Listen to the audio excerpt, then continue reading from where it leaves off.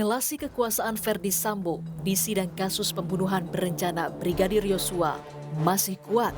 Keluarga Brigadir Yosua yang dihadirkan jadi saksi di persidangan bercerita soal perbedaan perlakuan saat persidangan Verdi Sambo, Putri Chandrawati dengan terdakwa lainnya seperti Eliezer dan Ricky Rizal.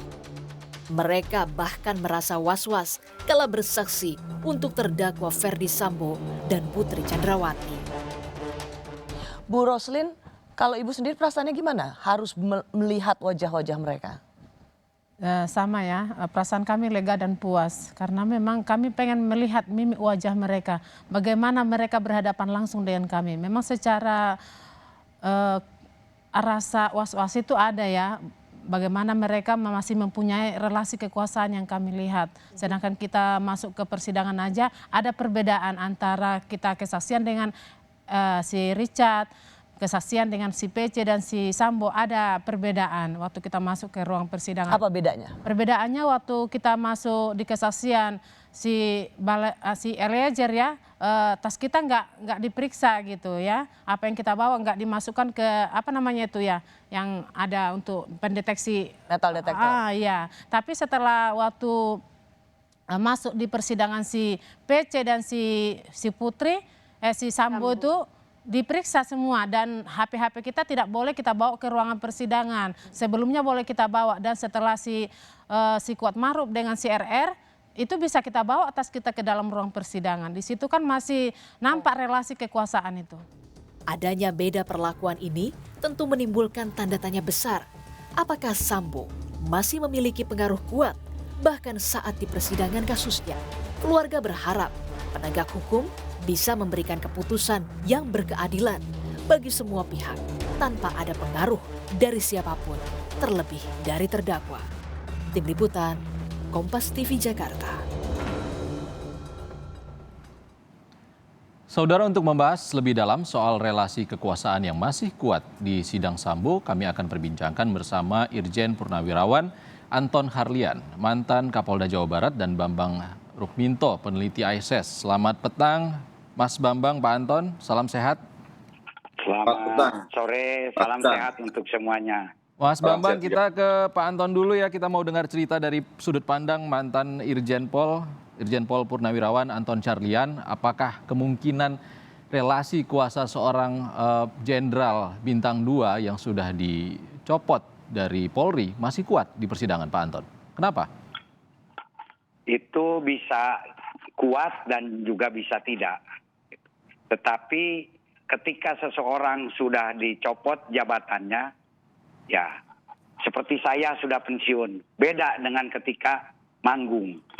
Dan ketika dikatakan bahwa ini ada relasi kuat, tidak bisa dari satu indikator misalkan hanya perbedaan perlakuan. Mungkin saja ketika terjadi di persidangan itu sendiri, kita tidak tahu.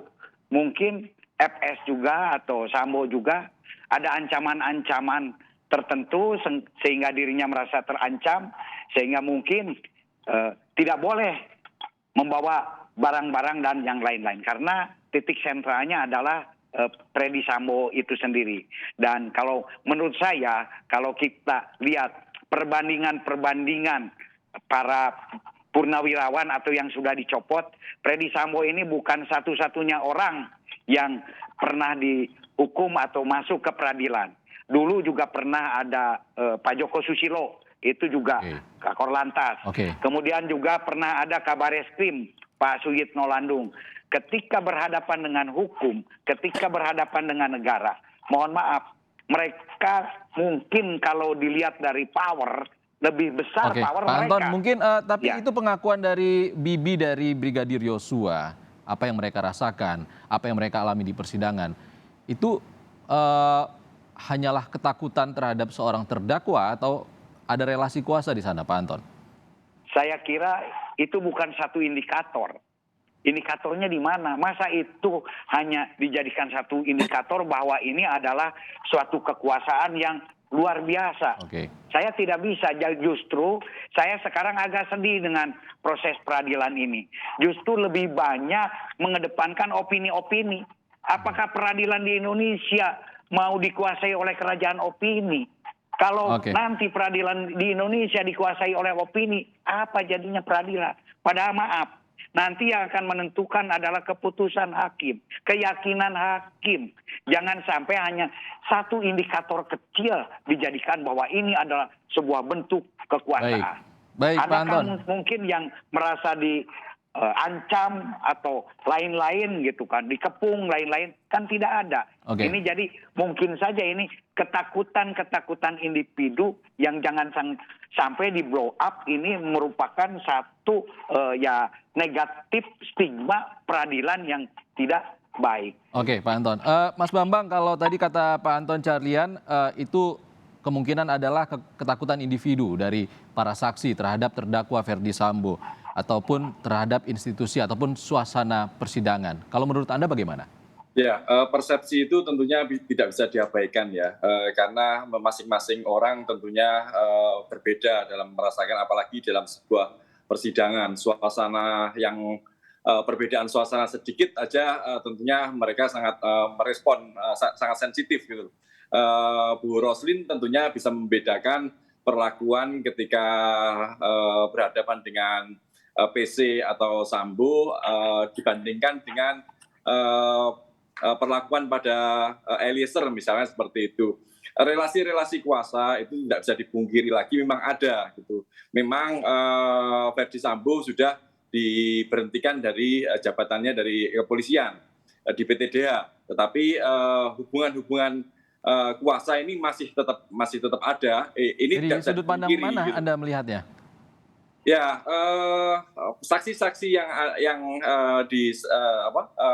dihadirkan oleh jaksa terkait Eliezer misalnya, ini salah satunya dari asisten rumah tangga, kemudian juga mantan-mantan anak buah dari Ferdi Sambo.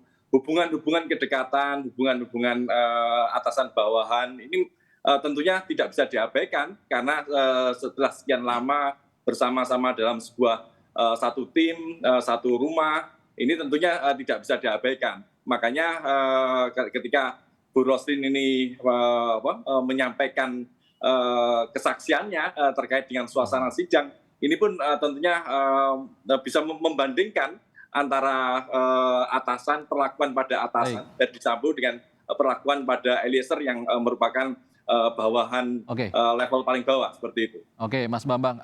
Kita ke Pak Anton. Pak Anton, masih banyak saksi yang akan bersaksi di persidangan untuk terdakwa Ferdi Sambo atau Putri Chandrawati. Mereka semua adalah bawahan Ferdi Sambo atau bahkan ada asisten rumah tangga dari Ferdi Sambo dan PC. Ini kan tidak bisa kita elakkan. Mereka adalah bawahan dan ada relasi kuasa di antara mereka. Ya betul sekali, tetapi bila kita lihat faktanya, kasus ini juga terbuka kan karena adanya keterbukaan yang justru melawan keterangan daripada FS. Ini yang terjadi. Kalau mereka masih dalam satu jaringan, kasus ini tidak akan terbuka. Jadi mohon, kita hukum ini berbicara fakta. Satu fakta saja belum tentu menjadi sebuah bukti atau kenyataan sebagai produk hukum. Apalagi kita hanya berdasarkan kata-kata. Jadi kalau memang betul relasi, tetapi sekarang konstruksinya sudah berbeda. Mereka sendiri yang mohon maaf, masing-masing akan menyelamatkan diri dari jeratan hukum. Pasti masing-masing pun juga akan punya alasan-alasan tersendiri untuk selamat dari hukum, gitu kan. Jadi saya kira kalau kerjasama ini ya mungkin saja, tapi kan itu persepsi. Di mana faktanya, gitu. Tapi memang betul. Ada fakta saksi ART dari Ferdi Sambo dan Putri Chandrawati, Susi, yang mengubah keterangan dan dia mencabut keterangannya di persidangan ini yang ditegur oleh hakim juga berbelit-belit, bahkan memantik marah dari jaksa dan juga pengacara dari Eliezer. Bagaimana tanggapan Anda?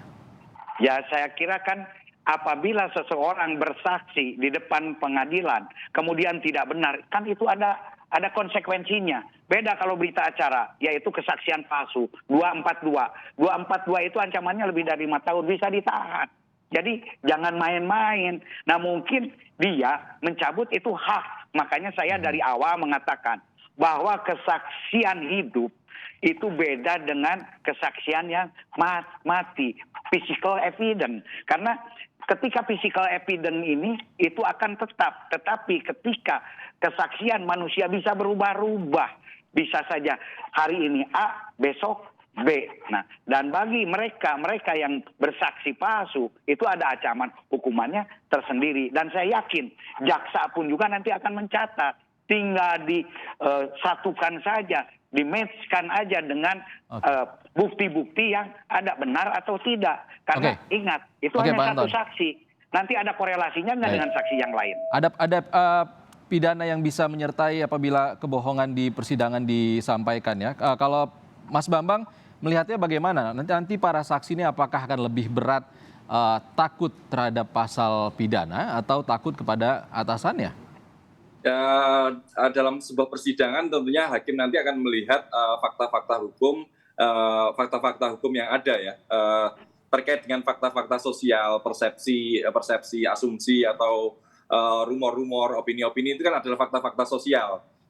Tentunya hakim bisa mengabaikan itu dan fokus pada fakta-fakta hukum yang ada terkait dengan kesaksian, dengan alat bukti yang kuat, seperti itu yang tentunya yang diperhatikan oleh hakim dan menjadi fokus hakim dalam konteks ini, seperti itu. Artinya nanti para saksi diminta untuk yakin, bersaksi secara jujur, dan tidak perlu takut sebenarnya, Mas Bambang ya? Benar, saksi-saksi ini tentunya adalah pribadi-pribadi yang independen, yang dilihat sebagai dalam fakta hukum sebagai pribadi yang independen, tidak terpengaruh bahwa kemudian ada relasi kuasa. Itu kan adalah fakta-fakta sosial yang berbeda sekali dengan fakta-fakta hukum yang ada dalam persidangan, seperti itu. Hanya saja tidak bisa dipungkiri bahwa hal-hal seperti itu juga tentunya berpengaruh juga dalam sebuah proses persidangan, karena apalagi kasus ini kan menjadi sorotan publik, dan sepertinya hal-hal seperti ini juga dimainkan oleh pengacara terdakwa maupun pengacara dari korban, seperti itu. Untuk menjaga konsistensi kejujuran dalam bersaksi para saksi ini, apa yang harus dilakukan pihak-pihak terkait, Mas Bambang? Apakah harus ada pengawasan ataupun perlindungan ke depannya? Harusnya demikian ya. Jaksa yang menghadirkan saksi-saksi ini tentunya juga harus bertanggung jawab terhadap keselamatan para saksi yang dihadirkan dan menjaga independensinya gitu. Ketika kemudian jaksa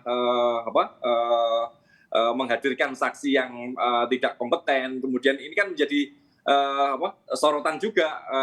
Apa maksud jaksa menghadirkan saksi yang tidak kompeten, misalnya seperti itu. Dan ini adalah fakta-fakta sosial yang menjadi catatan masyarakat terkait dengan persidangan dalam kasus ini, seperti itu.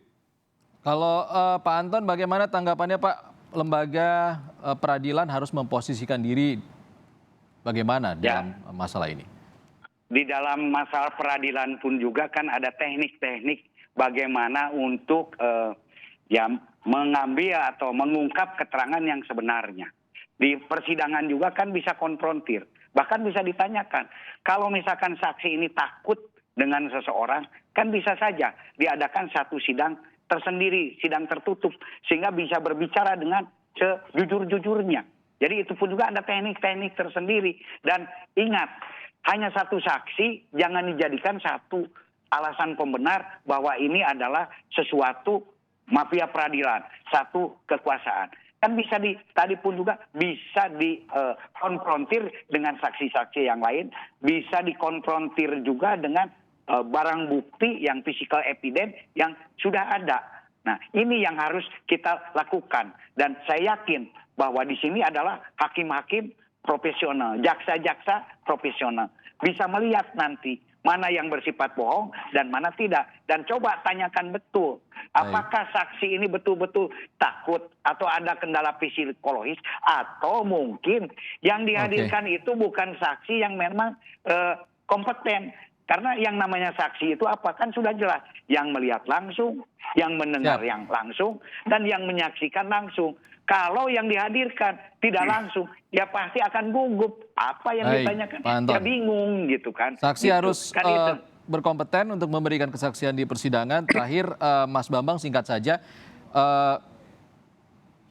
untuk lembaga peradilan nanti tetap bisa independen ke depannya, bagaimana kinerja dari hakim dan juga jaksa ke depannya? Ya, ini kan kita melihat panggung peradilan ini kan juga salah satu upaya untuk mengembalikan kepercayaan publik kepada aparat penegak hukum. Artinya mereka juga harus fokus dengan fakta-fakta hukum yang ada dalam persidangan, dengan barang bukti, kemudian kesaksian yang kuat. Ya, lebih fokus pada itu daripada melihat persepsi-persepsi yang muncul di masyarakat. Kalau hakim bisa lebih fokus dan objektif terkait dengan itu, tentunya masyarakat juga akan percaya kembali terkait dengan peradilan ini seperti itu. Oke, terima kasih mantan Kapolda Jawa Barat Irjen Pol Purnawirawan Anton Carlyan dan pengamat ISIS Bambang Rukminto sudah bergabung di Kompas Petang.